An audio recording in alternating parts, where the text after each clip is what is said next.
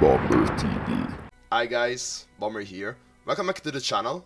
And before we start, a huge thank you to all of my Patreons. If you want to join them and start supporting me, the link to my Patreon is in the description and the comment pinned down below. And with that said, let's jump into the video. So okay guys, the deck of today is going to be Ezreal Kindred. So we got the new champion from the Shuri'ma expansion. Kindred is looking very great in my opinion. And you can, as I said in my reviews, analysis and stuff, it could either be played as a control tool or as an aggressive tool. And today we are going to look at it in the control style. Probably tomorrow or later I'm going to also do the aggro version. I was thinking about the Endure. But anyways, talking about this deck, it is the standard Ezreal control package. You want to also have lots of removal, lots of targeting for the Ezreal to be worth it. So we have Thermogenic Beam, Death Ray MK1, Mystic Shot, Vile Feast, Get Excited, and also Static Shock. So double the targeting. We are also running Withering Wail, because there is also another consideration to be done. First of all, we see that in this meta there are a lot of Sand Soldiers, a lot of one health attacking units. So with Withering Wail you completely crush this current meta if they are trying to test out something with Azir or something like that. And it's just a great card in general, because also Twisted Fate Feeds has a lot of one health attackers, the bubble fishes basically, and yeah, so pirate aggro you could encounter, a lot of discard aggros as well. So Withering Wail definitely very strong in this meta. And also because Kindred actually wants to mark the strongest unit. So but of course it targets the weakest. So if you could in some way remove the weaker allies of your enemy, and so that then Kindred can mark the stronger ones, that would be desirable. And so that's why we run a lot of Static Shock or Withering Wail, Mystic Shot to ping those weaker units. Probably your opponent is also playing to shield their bigger units, so that then Kindred can take on to the bigger ones. Kindred is actually really strong in this deck, because really every turn you have a removal for free. Thanks to Kindred, and he can also attack, probably putting a bit of pressure on your opponent, chipping down the health, so that then the Commander Ledros can be game winning at the end. And also or if they have to block Kindred because they start to be low on health, they get removed even more. Even more cards are getting removed. And actually, he's kind of scary, because 4 attack is not much, but with an Ezreal deck looking to burn down your opponent, and also with a Commander Ledros at the end, it's definitely possible that you go for Commander Ledros, and then maybe you go for Ezreal on board leveled up, and you go for Get Excited on face and stuff like that. So yeah, definitely can't be ignored. The Kindred definitely shuts out aggro styles of decks, and with all the controls that we have, it's definitely possible. And also this deck is quite good against control as well, because we have a burn nature of a finisher. Then we are running the discard package that we all know, love or hate, basically. Easy Draven being the most kind of the most popular deck that made this archetype, or this package, I would say, this popular, which is Swamp Dredger. We have Ballistic Bot for discard generation. He's generating cards that wants to be discarded from Zanet Urchin, Ramage, and Swamp Dredger. And so yeah, this is all for drawing the cards that we actually need to have more value than our opponent, have more control tools in our hand, more removals, and also to get to the Commander Ledros that we have and we need to win the game. Then we also have X-Core Foundry that could definitely be tweaked. You could remove the X-Core Foundry for another Commander Ledros, for example, or another Withering Wail. I thought that it was pretty neat to have the X-Core Foundry in the deck, so that you could draw more into your Kindreds, more into as I say, the control tools that you need, and yeah, you're probably going to outvalue your opponent by that way if you are going for an aggro.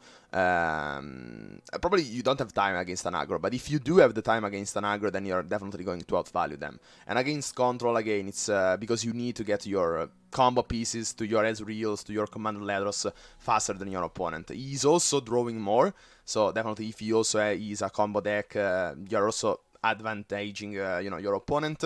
But yeah, it's definitely, you know, it's only a one of a copy. You don't need to play it on every matchup, but for those matchup that requires you to go for Hexagon Foundry, then you definitely can.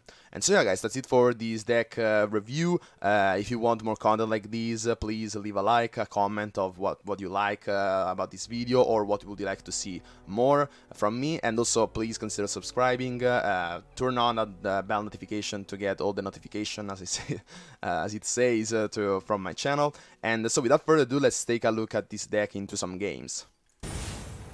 Okay guys, we are up against the same regions, but he's only into Kalista, so maybe is this I don't know really what this could be.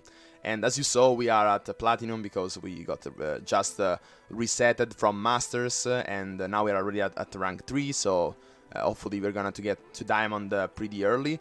I don't like going for Doomkeeper on your defensive turn, on turn 1. So like you also have this flexibility. Instant Preparation is much better if you are defending.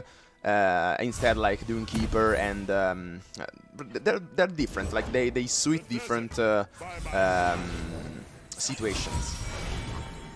It's okay, we do already have an Azir. Bark Beast is not so useful, coming down a bit later, so we could go for an Hecarim, since we also have a Shark Chariot that we know that is going to summon a lot of ephemerals, so Hecarim is gonna be leveled up pretty early. And yeah, there was not so much point in, you know, going for a second Azir.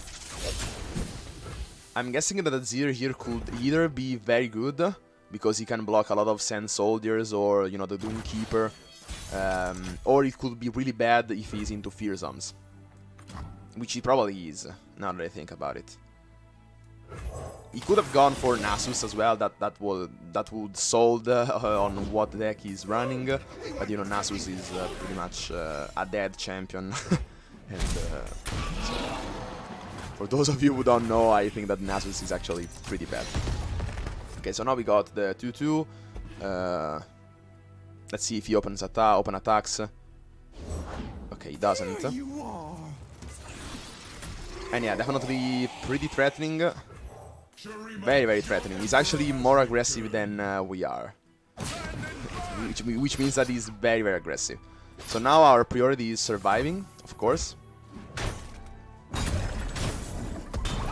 In those situations, like, because, you know, since those are very new decks, I'm thinking about a Blighter Caretaker rather than a Phantom Prankster.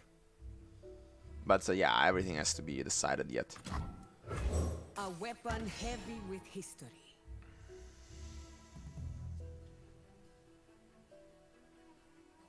Let's see what he develops.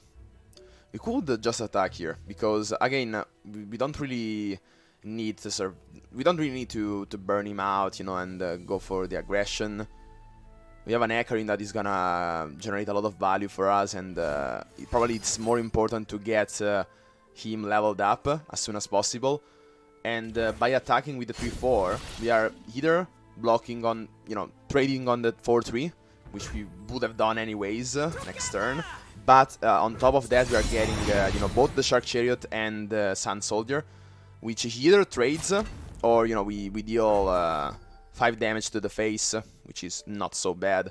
And we also progress at Azir as well, which is gonna become a better blocker later on. So yeah, I think that was definitely worth it.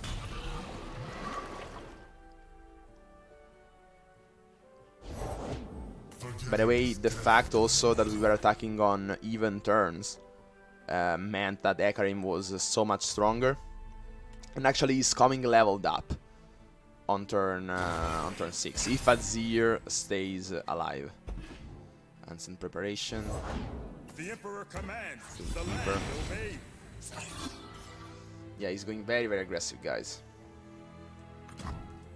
Let's go for Bark Beast.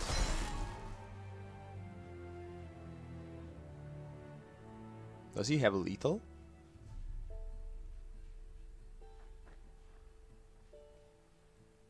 I mean, we do have a burst speed blocker, even though it's very, very expensive.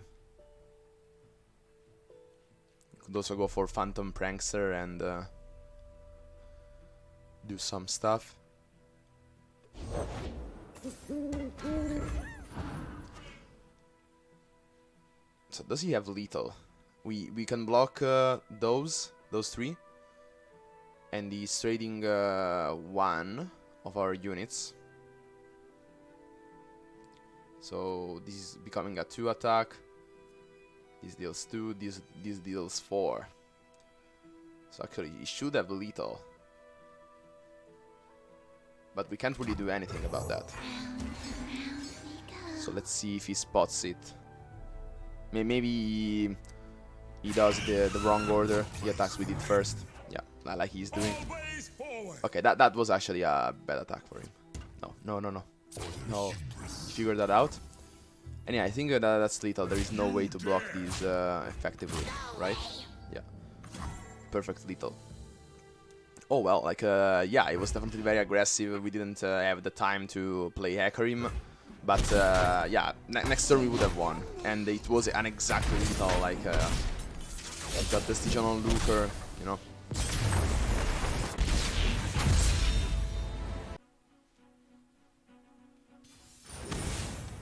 Okay guys, so we are up against Lucen Azir, so something that I was talking about, people experimenting with Azir. This is definitely a very wide, a deck that wants to go very wide. The Ballistic Bot generating discard targets for both the Zanet Urchin and some Dredger, while both, you know, putting some board presence. I think it's actually pretty valuable, so let's actually keep this end. Another Zanet Urchin. Doing Keeper.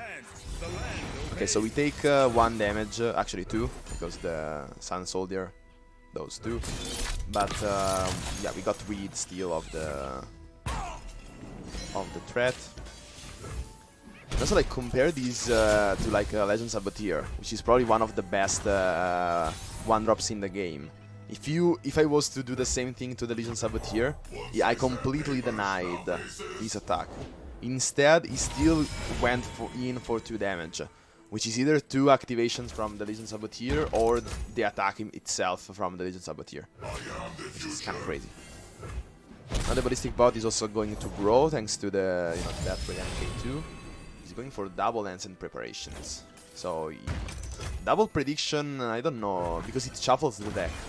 So like he basically wasted 1 prediction.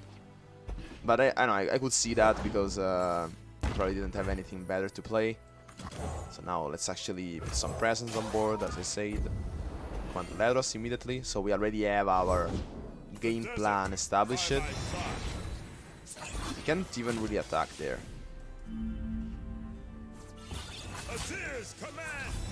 Just have the champ blocker for that. What is the best way to go for this here? And he has double 2/2s, so we can't really attack next turn. But that's fine. I probably want to keep that Ray MK2 for Lucen, if we see it.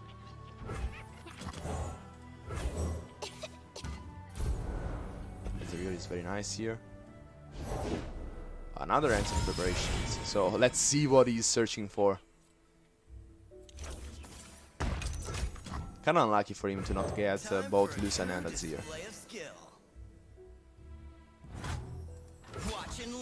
So yeah, let's take these. Actually, we can also attack with the 2-1. The more I remove attackers from him, the better it is. And he actually just wanted to take the damage. So we are very, very like ahead in terms of value. Does he run some sort of tricks? He could just he runs definitely the timeless, the ancient time. What is it? The ancient hourglass. Or he could run sharp sight. That would be not really quite devastating because we just block it with the 2-1. So it's worth trying to go for the thermogenic beam. Let's see if he has the hourglass. He doesn't, so that's completely fine for us. And he actually passes. So he doesn't get a use for the Emperor dies. He's doing well. So let's start again by searching for our deck.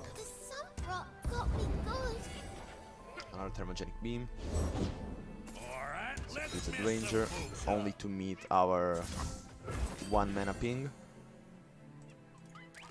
Let's tilt him. Let's try to go for the surrender strategy. I've got your back. Red Steel Protector. Yeah, we don't really care about that. Yeah, we can just attack with Ezreal. He could have Sharp Sight. That's definitely a consideration. I mean, like, even if he has Sharp Sight, then he just, yeah, he just lost all his resources. What that card could be? Cataclysm. Interesting. So yeah, I think I'm fine with that, and he removes the Ezreal. Can we actually save the Ezreal? Not. We can't. Can you improve perfection? Firing. Press on.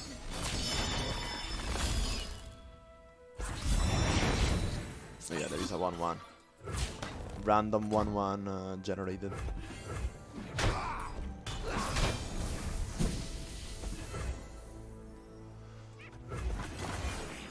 So yeah, now we are very, very ahead in terms of resources. Let's trade everything. So ordinary. And yeah, we can take 2 damage. Come on. Let's see if he has something. Maybe a quicksand, shaped stone. I mean, yeah, and now you're just dead.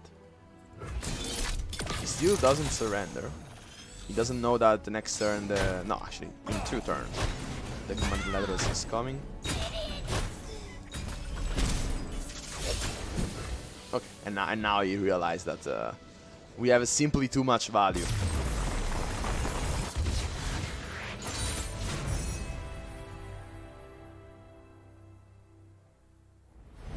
So yeah guys, that's it. If you enjoyed the video and want more content like this, please consider subscribing to the channel. Also turn on the notifications, otherwise YouTube won't notify you of my content. Also, enter my stream so that you can interact with me live, as well as entering the Discord server so that you can interact and stay in touch with this amazing community that we are building. All the links that I just said are down below in the pinned comment and in the description, as well as also Twitter and Instagram. So that's it for this video. Hope you liked it and find it useful, and as always, see ya!